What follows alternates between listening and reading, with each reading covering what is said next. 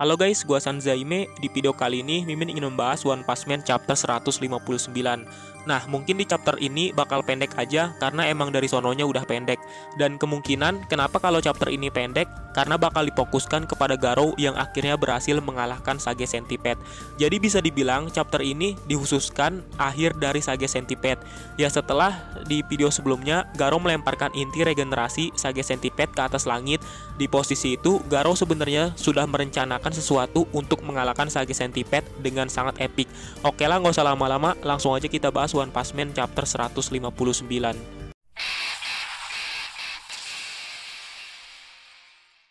Oke, cover chapter memperlihatkan Saitama yang sedang berdiri di sebuah air laut dengan hamparan ombak dan bertuliskan, berdiri di ombak yang bergejolak, dialah yang terkuat. Nah, dari covernya aja kita udah dikasih tahu kalau siapa yang terkuat yang ada di dunia OPM saat ini. Jelas dia adalah si botak Saitama. Nah, di awal chapter kita diperlihatkan kepada seseorang yang masih belum diketahui dan tiba-tiba datanglah Amaimas yang menanyakan, apa yang kau lakukan di tempat seperti ini? Nah, orang yang belum diketahui ini menanyakan balik, aku juga bisa tanyakan hal yang sama kepada dirimu. Ya nggak usah basa-basi lagi lah. Jadi orang yang gak dikenal ini adalah Big God, yang dimana dia berubah jadi sangat kecil karena kehabisan tenaga dan energi setelah pertarungan sebelumnya, yang membuat dia terlihat sangat kecil dibandingkan tubuhnya yang dulu. Tapi di posisi saat ini, Amaimas masih belum tahu kalau yang ada di hadapannya itu adalah Big God, karena benar-benar nggak disangka kalau bisa sangat berubah penampilannya. Dan Amaimas akhirnya juga kembali ke medan pertempuran setelah terbantai oleh para eksekutif asosiasi monster dengan badan hampir terbelah. Tapi kerennya sih dia di sini masih hidup. Oke, kita balik ke pembahasan. Nah, Amaimas yang ditanya oleh Big God apa yang dilakukannya di tempat ini, Amaimas langsung menjawab kalau monster menjijikan merobek skinny jeans favoritku. Dan kalau dilihat emang udah robek parah sih, sampai pantatnya aja kelihatan tuh. Di sini Amaimas juga sambil berpikir, apakah dia orang dari media untuk menyiarkan berita pertempuran ini. Nah, di sini karena ketidaktahuan Amaimas, dia malah bertanya, apa kau mau berkemah di tempat seperti ini? Kalau begitu, aku akan memakai tendamu ini karena ini keadaan darurat.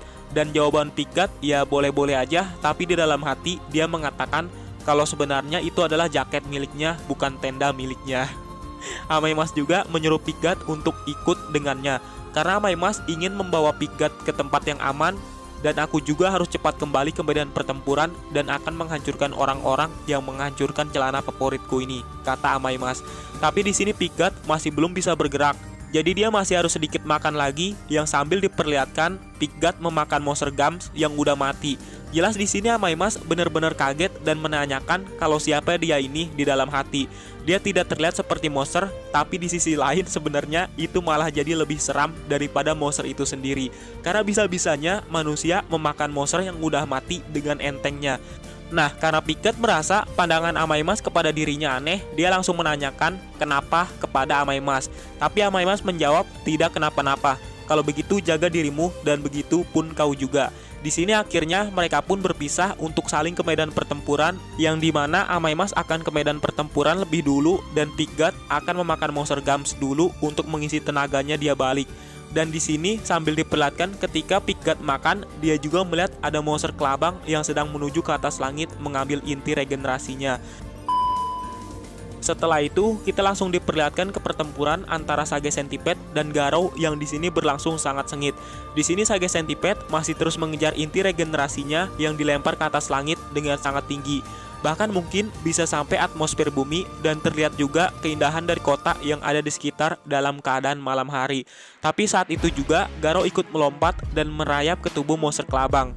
Dan setelah Sage Centipede mengejar inti regenerasinya hingga dia bersusah payah, akhirnya mendapatkan inti regenerasinya juga dengan kumis yang sebelumnya udah dipotong setengah oleh Metal Bat.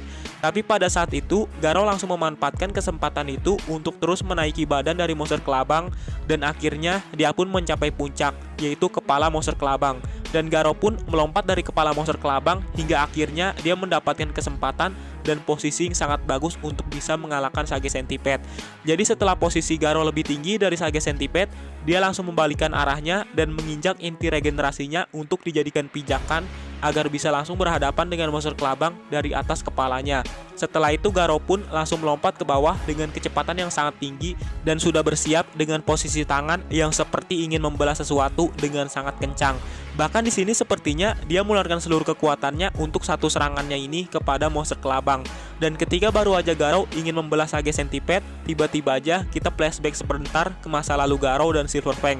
Jadi di sini terlihat Silver Fang ingin melihat para pendatang baru menunjukkan kemampuan mereka kepada dirinya dengan cara membelah keramik-keramik yang ditumpuk dengan satu tangan. Di sini yang pertama adalah murid senior dari Garou yang di sini dia membanggakan diri kalau bakal memberi contoh yang baik.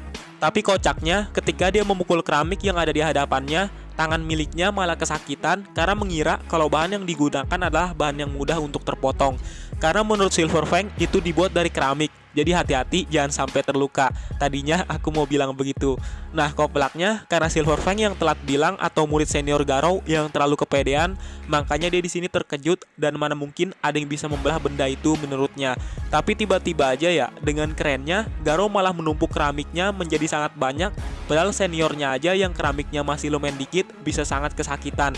Bahkan satu pun tidak terbelah, tapi Garou dengan pedenya menumpuk banyak-banyak keramik untuk dipotong dengan tangannya.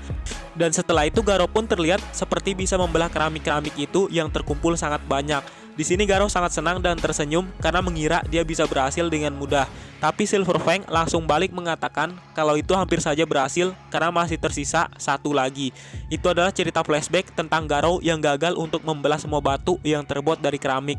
Tapi sekarang sudah berbeda karena dirinya yang sekarang sudah mencapai puncak dari ilmu bela diri, yang diperlihatkan dia membelah monster kelabang dari atas langit sampai bawah, yaitu dari kepala sampai buntutnya lagi.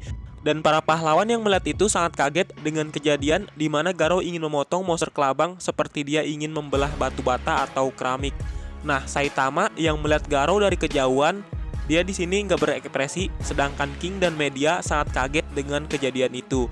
Di sini setelah Garou mengeluarkan semua kekuatannya di satu serangan, dia terlihat sedikit-sedikit mulai membelah seluruh tubuh dari badan Sage Centipede sambil berpikir di dalam hati, apakah serangga ini bilang dia itu hukuman surgawi? Dan ketika Garou berhasil membelah seluruh tubuh badan Sage Centipede, dia mengatakan kalau itu adalah salah. Dan sebenarnya ini adalah anugerah kepada dirinya agar bisa berkembang dengan baik. Dan menurut Garou, tinju miliknya juga sekarang sudah sangat sempurna dan kali ini aku akan membelah semuanya. Dan kerennya itu ya, ketika Garou berhasil membelah monster kelabang, di tangannya itu seperti ada aura menyelimuti tangannya. Gila, benar-benar keren parah si Garou ini. Bisa-bisanya dia membelah Sage Centipede yang sepanjang itu dengan satu serangan. Jelas dia bakal bisa membelah apapun dengan tangannya yang sekarang. Tapi Garou masih belum mengetahui ada makhluk botak yang mau dibelah pakai cara apapun gak bakal mempan. Malahan nanti dia yang kena mental kayak di One Punch Man Season 2. Oke lah, itulah pembahasan Mimin tentang One Punch Man chapter 159. Ya buat chapter kali ini, ya walaupun pendek, tapi menurut Mimin sendiri, kedetailan gambarnya itu bener-bener keren parah. Bahkan ketika Garou berhasil membelah itu, asli, itu penggambarannya bener-bener keren. Ya nggak ada obat lah Murata Sensei bikinnya. Dan sebentar lagi, kita akan melihat di mana Garou akan berhadapan dengan si botak Saitama dengan epic parah. Oke lah, Mimin akhir aja video ini. Terima kasih sudah menonton video ini. Salam Sanzaime.